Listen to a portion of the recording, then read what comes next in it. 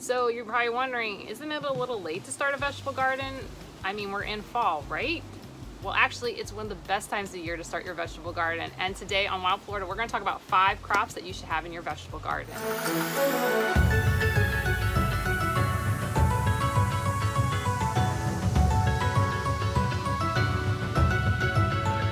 Hi, I'm Jacqueline, the Wild Floridian, and welcome to the Growing Food is Easy Challenge. The challenge where we save money, go local, and save the world one piece of food at a time.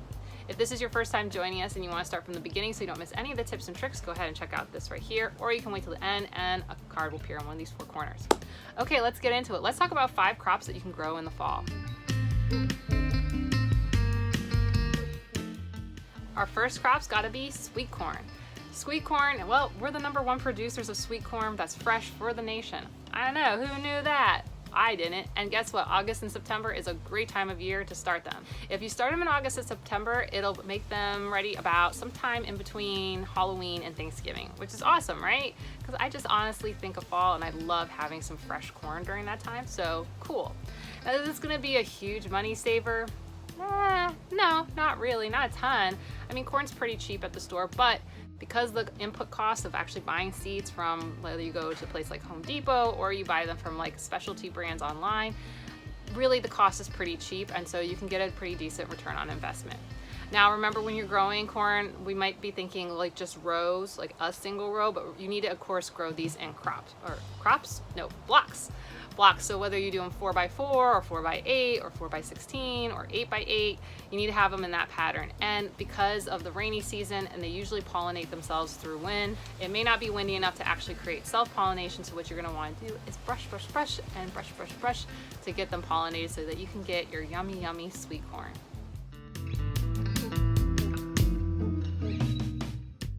#2, it's gonna be green onions. I love me some green onion soup, and this plant is super easy to start. You honestly don't need to even buy seeds. You know what? Just go buy some green onions, make something with the green onions, and then keep those bottoms with the roots on it, and then go put them in your yard.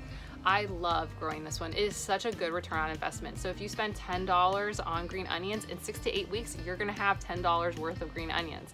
So I know my family, we save about $75 to $100 a year just from our green onion crop that we use to make soup over and over again. And again, it's like really easy, like you can't mess it up. But if you want more on it, go ahead and check this video out. Also, what I love about green onions is that when they eventually start to bolt, which is also another way of saying that they flower, is that the pollinators love these flowers. I don't know why. They will pass up some of my native plants and other beautiful flowering plants, and they will just hang out at the green onions. So if you want to get some pollinators in your yard, green onions can help with that. And they're super easy once they've bolted to collect the seeds.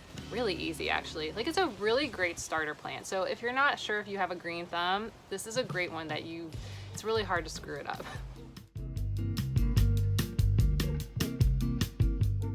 Number three is going to be peppers. So whether you like sweet bell peppers or you like jalapenos or one of the other types like bananas or pepperoncinis, or there's just so many peppers. Peppers are a great one to grow, and you have so much flexibility whether you're doing Italian dishes or you want to do things like salsa. I just love peppers.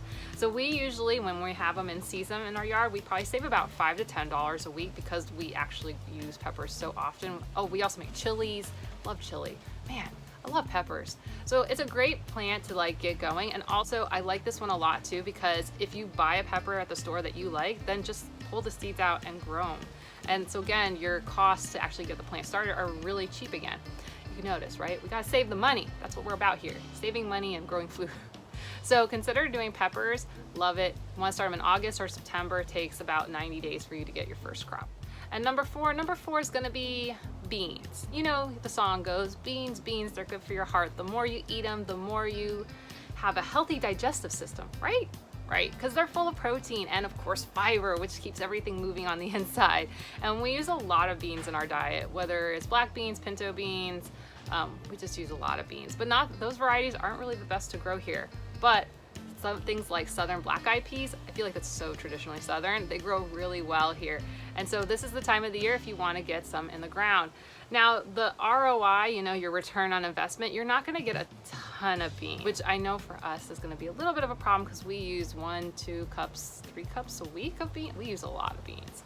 So I won't be able to supplement all of our bean needs, but it's a great plant to get started because all I have to do is buy some dried beans from the store, and as we're using them, I take a few of those and I just go put some out in the yard. So consider if you like eating beans. Oh, and also they're a nitrogen fixer. So as you go and harvest the crop, it's gonna actually help self-fertilize your area. So hey, it's a win-win. I like win-win plants. So consider beans. And number five I feel is like a classic that no matter where you are growing vegetable gardens, I feel like people just really want this in their yard, and it's gotta be tomatoes. Tomatoes are native to South America and they do really well here in Florida. But what I find that does the best are breeds that are smaller. You know, the ones that aren't this big tend to get attacked by pests way before we ever get to harvest them. But smaller breeds, whether it is the University of Florida's Everglade tomato breed or things like San Marzanos, which you can pick up from the grocery store, use them and then grab the seeds and put them out in your yard, which I've done before. Or what I like to do, you know, if you live in Florida, consider where you might have some local growers putting out some of their breeds. So there is an Italian marketplace here in my town, and they often have stuff from Italy or local products. And so I grabbed a bunch of heritage tomatoes from there and I used the seeds in my yard, and those plants are doing really well. Actually, they're still producing quite a bit of tomatoes even in the high heat of July, which is really beyond their typical season.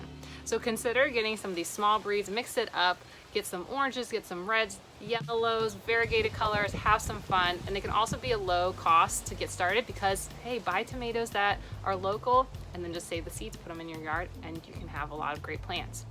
So get your trellises started, go ahead and build an arch, or do the classic Florida weave. All these are great and you should get them started so that you can put these in your fall garden.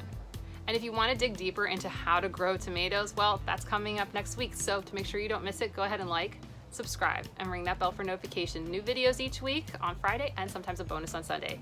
Okay, and while you wait, go ahead and check out this, and YouTube thinks you'll like this. Okay, I'll see you soon. Bye.